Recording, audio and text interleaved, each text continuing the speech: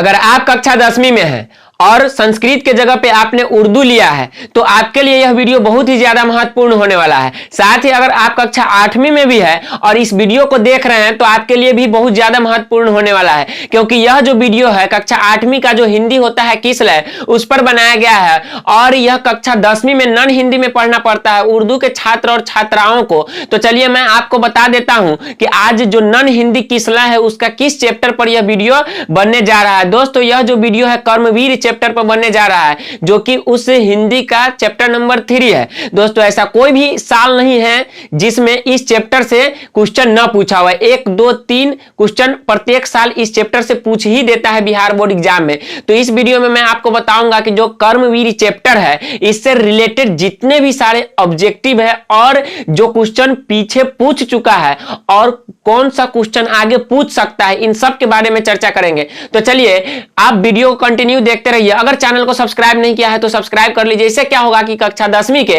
प्रत्येक विषयों के टॉपिक वाइज वीडियो वो भी नोट्स के साथ आपको मिल सकेगा। तो चलिए मैं आपको बता दूं कि जो कर्मवीर है इस चैप्टर का मतलब क्या है और यह चैप्टर शुरू कहां से और कैसे होता है। दोस्तों सबसे पहले मैं आपको बता दूं कि कर्मवीर जो शब्द है वह किसके लिए प्रयोग किया जाता है, तो जो अपने कामों को अच्छे से करे, जो बहादुर हो अपने काम को करने में, उसके लिए यह शब्द का प्रयोग किया जाता है। उस व्यक्ति के लिए इस शब्द का प्रयोग किया जाता है। अगर आप भी कर्म करने में अच्छे हैं, मन लगा के पढ़ाई करते हैं, अपना 100% टाइम अगर पढ़ाई पर देते हैं तो आप भी एक कर्मवीर है। तो चलिए मैं आपको इसे क्वेश्चन के माध्यम से बताता हूं कि आपको यह क्वेश्चन पूछेगा कैसे। दोस्तों आपको क्वेश्चन ऑब्जेक्टिव में यह पूछता है कि कर्मवीर कौन होता है या फिर कर्मवीर की पहचान कैसे की जाती है। तो कर्मवीर जो होता है वही होता है जो कर्म के प्रति निष्ठा रखता है, मतलब अपने काम को एकाग्र की तरह एकदम एकाग्र लगाकर अपने कामों को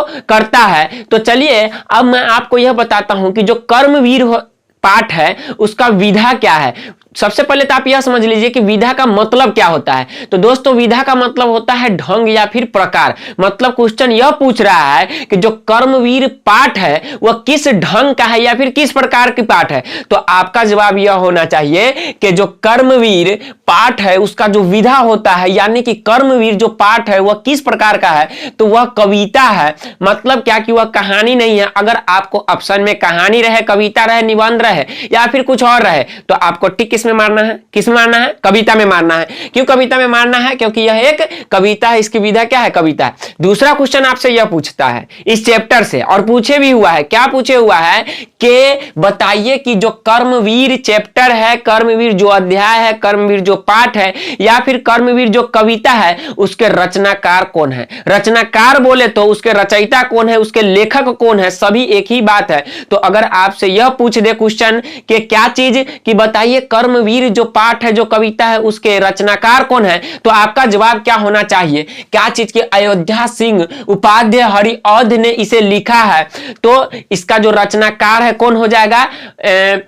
अयोध्या सिंह उपाध्याय हरिऔध हो जाएगा। तो इनके यह लेखक का नाम हो गया। अब क्वेश्चन यह भी आता है कि बताइए अयोध्या सिंह उपाध्याय हरिऔध जो है वह किस काल के कवि है, मतलब कि रीति काल के हैं, भक्ति काल के हैं या फिर आधुनिक काल के हैं। तो आपका जवाब क्या होना चाहिए कि जो अयोध्या सिंह उपाध्याय हरिऔध है वह आधुनिक काल के कवि है। मतलब क्या कि यह ज्यादा पुराने कवि नहीं है, यह आधुनिक काल के कवि है।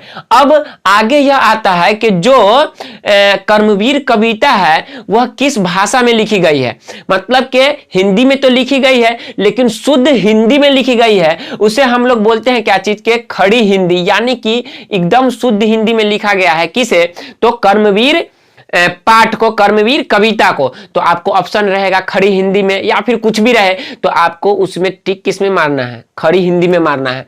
आप ध्यान से वीडियो को देखिए तभी आपको समझ में आएगा, इधर उधर ध्यान लगाइएगा आपको वीडियो समझ में नहीं आएगा। तो चलिए मैं आपको बता दूं कि इससे जो महत्वपूर्ण पंक्ति है दोस्तों, अगर अभी तक आपने किसलय का जो पाठ तीसरा है कर्मवीर, उसे रीडिंग नहीं दिया है तो सबसे पहले आप उसे रीडिंग दे दीजिए, क्योंकि अगला जो टॉपिक है, अगला जो बात है, वो सारी बातें कर्मवीर कविता से लिया गया है। मतलब क्या चीज की कुछ महत्वपूर्ण पंक्ति है, उसका लाइन है, जिससे ऑब्जेक्टिव क्वेश्चन बनते हैं। और कर्मवीर एक कविता है, तो कविता से जब भी क्वेश्चन पूछा जाता है तो उसके पंक्ति को डायरेक्ट लिख कर यह पूछ दिया जाता है कि बताइए यह पंक्ति किस कविता या फिर किस पाठ या फिर किस लेखक द्वारा लिखा गया है। तो 3 ऑब्जेक्टिव एक साथ मैं आपको बता रहा हूं, ध्यान से आप समझते रहिएगा।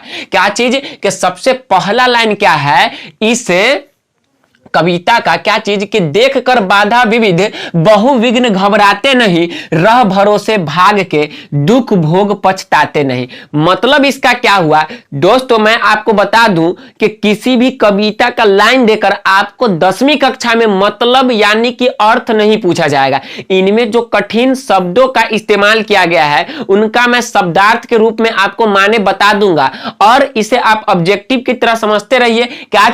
क्या चीज क्वेश्चन आता है डायरेक्ट कि देख कर बाधा विविध बहुविघ्न घबराते नहीं, रह भरोसे भाग के दुख भोग पछताते नहीं। यह जो पंक्ति है, यह जो लाइन है, किस कविता से लिया गया है? तो आपका जवाब क्या होना चाहिए? इस लाइन को तो मैंने पढ़ा था कर्मवीर पाठ में, मतलब कि यह कर्मवीर कविता से लिया गया क्या है? पंक्ति है।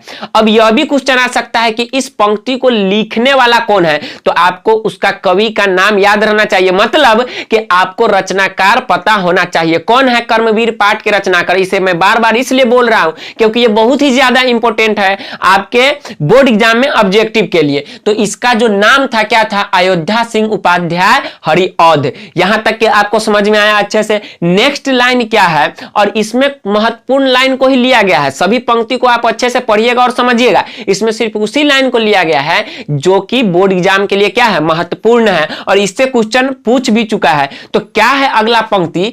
के चिलचिलाती धूप को जो चांदनी देवे बना। क्या है? चिलचिलाती धूप को जो चांदनी देवे बना। मतलब क्या है कि देवे बना, कौन बना देवे? तो कर्मवीर बना देवे। क्या बना देवे? तो चिलचिलाती धूप को चांदनी, मतलब जो वो काम करते हैं, कितना भी धूप हो उसे कोई प्रभाव नहीं पड़ता है। उसे ऐसा महसूस होता है कि यह एक चांदनी सा रोशनी है, और उसमें वह अपना ध्यान लगाकर उसे काम करते हैं, तभी वह कर्मवीर कहलाते हैं। बात समझ में आ रहा है? तो यहां से आपको क्वेश्चन क्या पूछेगा? चिलचिलाती धूप को क्या बना देते हैं कर्मवीर? तो चांदनी बना देते हैं। क्या बना देते हैं? चांदनी बना देते हैं। आगे चलिए, क्या है कि काम पड़ने पर करे जो शेर का भी सामना। कर्मवीर जो है, कितना भी कठिन से कठिन परिस्थिति आ जाए वह डरते नहीं है, वह शेर से भी सामना करने को तैयार होते। मतलब शेर कहने का मतलब क्या हुआ कि बड़ी से बड़ी मुसीबत को भी वह झेल जाते हैं अपने काम को करते समय। अब यहां पर क्वेश्चन कैसे बनेगा कि बताइए कर्मवीर जो है काम पड़ने पर किससे सामना कर लेते हैं? शेर से, हिरन से, बाघ से, किससे कर लेते हैं? तो कवि के अनुसार और कविता में यूज किया गया पंक्ति के अनुसार आप टिक मारिएगा। किसमें? तो शेर में टिक मारिएगा, तभी आपका ऑब्जेक्टिव सही होगा। और इस ऑब्जेक्टिव के लिए आपको कितना मार्क्स मिलेगा? 1 मार्क्स मिलेगा, और 1-1 मार्क्स मिलकर ही आपको फर्स्ट डिवीजन या फिर आपको टॉप कराता है। तो मैं इसलिए बोल रहा हूं टॉप कराता, क्योंकि इसमें जितने सारे टॉपिक को यूज किया गया है इनसे बाहर क्वेश्चन आ ही नहीं सकता है। अगर आप इसे मन लगाकर पढ़िएगा, मन लगाकर लिखिएगा, मन लगाकर देखकर और समझिएगा तो आप भी टॉप कर सकते हैं। टॉप करना कोई बड़ी बात नहीं होती है। आगे क्या है कि जो कि हंस हंस के चबा लेते हैं लोहे का चना। लोहे का चना मतलब क्या? कठिन से कठिन काम को भी वो आसानी से कर देते हैं। यहां पे मुहावरा का प्रयोग किया गया है, लेकिन आपको उस पर ध्यान नहीं देना है, क्योंकि आपको क्वेश्चन यह पूछेगा कि बताइए जो कर्मवीर होता है या फिर कौन हंस हंस कर लोहे के चना को चबा लेता है। तो वहां पे आपको जवाब होना चाहिए कि जो कर्मवीर होता है वह हंस हंस के लोहे के चना को भी क्या कर लेता है? तो चबा लेता। मतलब कि कठिन से कठिन काम को भी वह आसानी से कर लेता है। तो यहां तक कि आपको समझ में आया होगा। अब आगे क्या है कि बन गया हीरा। क्या बन गया?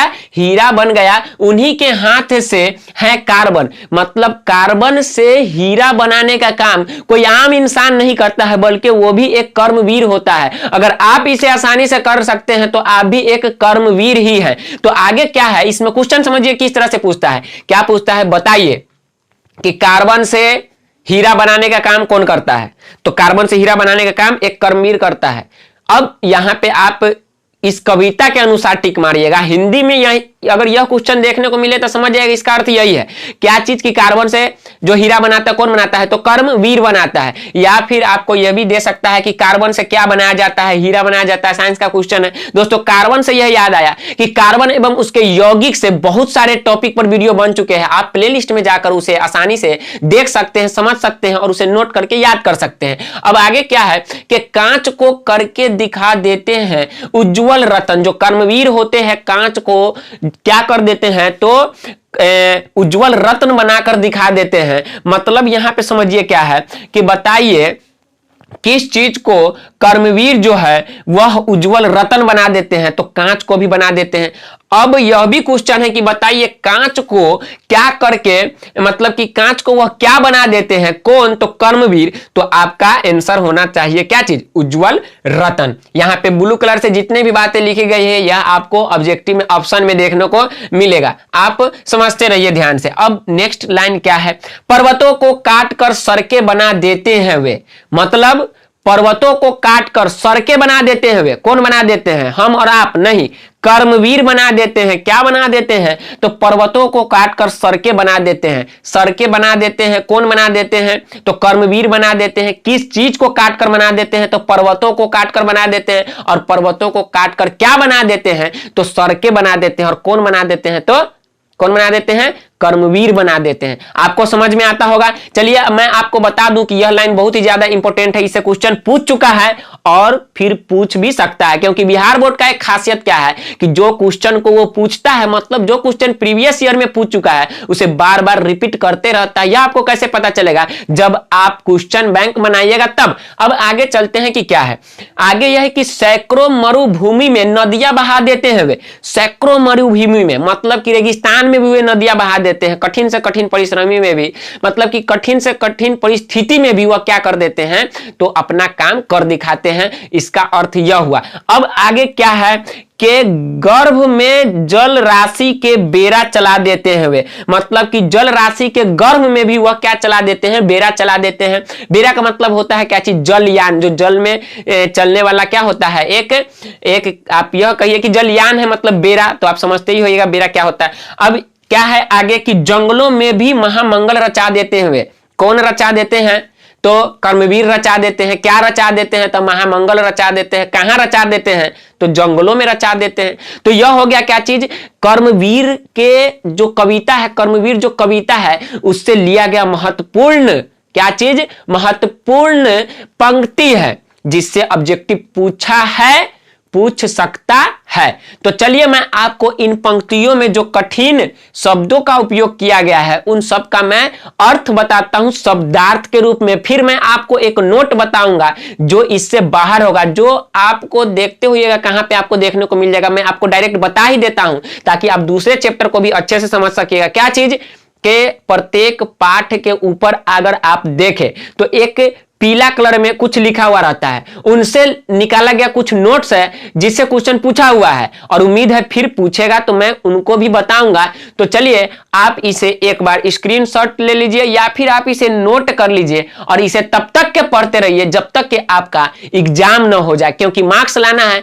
थोड़े पढ़ाई से तो आएगा नहीं, थोड़ा पढ़ाई से आएगा लेकिन थोड़ा मार्क्स आएगा। सेकेंड डिवीजन अच्छा नहीं लगता सुनने। अगर आपको फर्स्ट डिवीजन अच्छे मार्क्स से होना है तो आपको पढ़ना भी बहुत अच्छे से होगा, क्योंकि कंपटीशन बहुत है। नंबर लाने के लिए आपको पढ़ना बहुत ज्यादा पड़ेगा। तो चलिए आप इसे नोट कर लिए होइएगा। अब मैं आपको बताता हूं क्या चीज के इसमें उपयोग किया गया कठिन शब्दों का अर्थ।